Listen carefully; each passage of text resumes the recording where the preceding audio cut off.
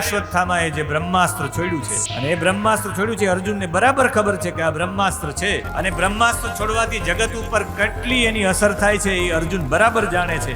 પણ એમને કહ્યું કે ના ના, એ બધો ખ્યાલ હોય એના કરતા પણ જગતનું અકલ્યાણ થાય એના કરતા હું કૃષ્ણને પૂછીને કરું. પાંડવો ધર્મ માટે લડ્યા હતા. પાંડવોનો ધર્મ કેવો હતો એ બતાવવા માટે જ્યારે અશ્વત્થામાએ પાંડવોના 5 પુત્રોને મારી નાખ્યા, સૂતા 5 પુત્રોને, ત્યાંથી કથાનો આરંભ કર્યો છે. ઉરુભંગ થઈ ગયો છે, દુર્યોધન રડે છે કે અમારા 100 ભાઈઓ જતા રહ્યા, એમાંથી 5માંથી એક ન મર્યો. અશ્વત્થામા એના મિત્રને સાંત્વના આપવા માટે, પોતાના પિતાજીનો બદલો લેવા માટે, દૃષ્ટદ્યુમ્નને, ઉત્તમોજાને, યુધામન્યુને, શિખંડીને બધાને મારવા માટે નીકળે ત્યારે પાંડવોની શિબિરમાં પણ જાય ને સૂતેલા 5 પાંડવોના પુત્રોના મસ્તક કાપી લે છે. પાંડવોના દ્રૌપદીથી 5 પુત્રો થયા હતા. એ 5 પુત્રો છે એ યુદ્ધમાં, જેને બહુ નાની ઉંમર હતી પણ એને રાત્રે જઈને, જેનું નામ છે પ્રતિવિંધ્ય, શ્રુત સોમ, શ્રુત કર્મા, શ્રુતાનિક અને શ્રુતસેન. દ્રૌપદી ખૂબ રેડ્યા છે કે મારા દીકરા જતા રહ્યા, મારા દીકરા જતા રહ્યા. અને ત્યારે એને સાંત્વના આપવા માટે કહ્યું, તમે રડો નહીં દેવી, જેને પણ તમારા પુત્રને માર્યા એને સાંજ સુધીમાં તમારી સામે લઈ આવીને મસ્તક ન કાપી નાખું તો હું પણ અગ્નિ સ્નાન કરી લઈ. એવી સાંત્વના આપવા માટે એ રડતા બંધ થાય એટલે એવી પ્રતિજ્ઞા કરી અર્જુને. હવે અર્જુનની પ્રતિજ્ઞા થઈ ગઈ તો કૃષ્ણ અર્જુનને ખૂબ પ્રેમ કરે છે એટલે અર્જુને રથ દોડાવ્યો કૃષ્ણએ અને દુષ્ટદ્યુમ્નના સારથી કહ્યું કે અશ્વત્થામા જ છે આપણા ગુરુનો પુત્ર, આ દિશામાં ગયો છે.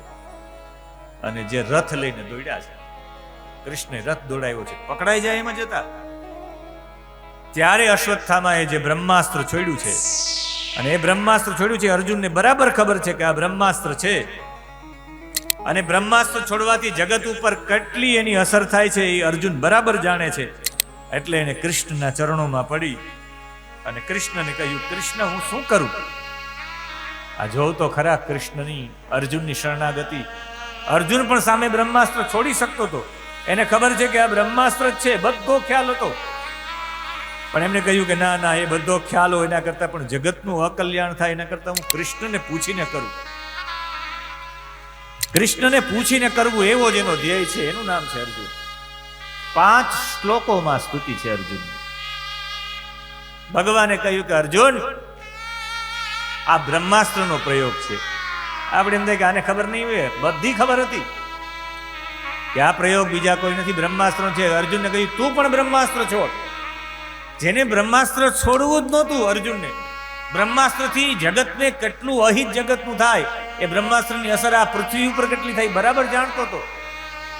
2 બ્રહ્માસ્ત્ર ટકરાય તો પૃથ્વીનું શું થાય એ જાણતો હતો. એટલે એને ચલાવવું નહોતું. પણ કૃષ્ણનો આદેશ કેટલો શરણાગત હશે.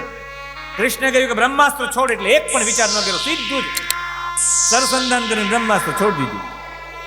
જે પરીક્ષા કરે એ પાકી પરીક્ષા કરે. પછી કૃષ્ણે કહ્યું કે અર્જુન, બંને બ્રહ્માસ્ત્ર પાછા વાળ લે. અર્જુને પોતાનું જ નહીં, અશ્વત્થામાનું બ્રહ્માસ્ત્ર પણ પાછું વાળ લીધું. પછી પણ પાછી ભગવાને પરીક્ષા મારી નાખ. ભગવાને કહ્યું કે અશ્વત્થામાન બ્રહ્મ બંધુમ હિમમ જહી. આમ માથાના વાળ પકડ્યા, તલવાર મારવા માટે ગયા કે યાદ આવી ગયું કે મેં પ્રતિજ્ઞા કરી છે કે દ્રૌપદીની સામે એનું મસ્તક કાપીશ. લાત મારી છાતીમાં, પછાડી દીધો અશ્વત્થામા. રસ્સીથી બાંધી દીધો, હાથ બંધાઈ ગયા છે. જેમ કોઈ પશુને ઢસડીને આવે એમ પશુવત પાશબદ્ધ, પશુની જેમ ઢસડીને લઈ આવ્યા. દ્રૌપદીને કહ્યું કે હે આર્યપુત્રી, બહાર નીકળો, તમારા પુત્રને મારનારો તમારી સામે છે. જે દોડતી દોડતી આવી દ્રૌપદી, જોયું ત્યાં તો પશુની જેમ બાંધેલો, નીચું મુખ કરેલો ગુરુનો પુત્ર અશ્વત્થામાને જોયું. આ છે ભારતની આર્ય મહિલા. દીકરાને મારનારો છે અને એ ભરદ્વાજના વંશનો છે, દ્રોણાચાર્યનો ગુરુનો પુત્ર છે. દીકરાને મારનારો હતો તો એ ભારતની આર્ય નારીએ પ્રણામ કર્યા. કૃપયા નનામ છે, ખાલી પ્રણામ કર્યા એટલું નહીં, રડી પડ્યા.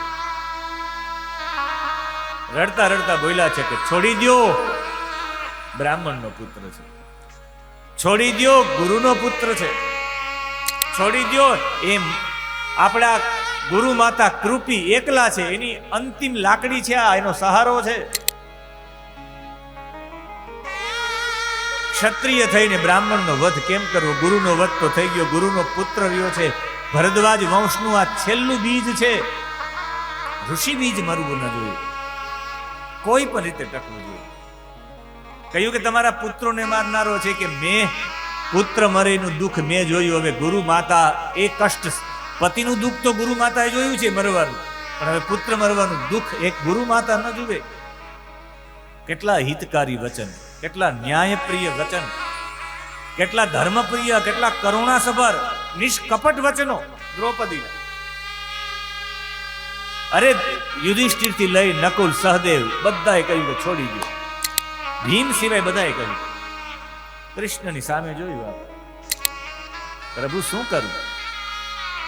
એક તરફ મારી પ્રતિજ્ઞા છે ને બીજા તરફ બધા છોડવાની વાત કરે. બ્રાહ્મણનો વધ કરવાની મારી પણ ઈચ્છા નથી, મનોમન કહ્યું. ભગવાને કહ્યું બ્રાહ્મણનો દૈહિક વધ ન કરાય, એને ધક્કો મારીને કાઢી મૂકો, અપમાન કરો, એના માટે મૃત્યુ કહેવાય. આજ્ઞા ભંગો નરેન્દ્રાણામ વિપ્રાણામ માનવ ખંડનમ અશસ્ત્રવધ ઉચ્યતે. બ્રાહ્મણનું અપમાન કરી નાખો ને રાજાની આજ્ઞાનું ઉલ્લંઘન કરી નાખો, એના માટે મરવા સમાન કહેવાય. એની પાસે કિંમતી વસ્તુ આંચકી લ્યો, એનું મુંડન કરાવી નાખો, એના માટે મરવા જેવું થાય. શિખાત છેદ ચોટી કાપી લીધી બ્રાહ્મણની, એનો મણી હતો, અમૂલ્ય વસ્તુ હતી, કિંમતી વસ્તુ, એ કાઢી લીધી, ધક્કો મારીને કાઢી મૂકી.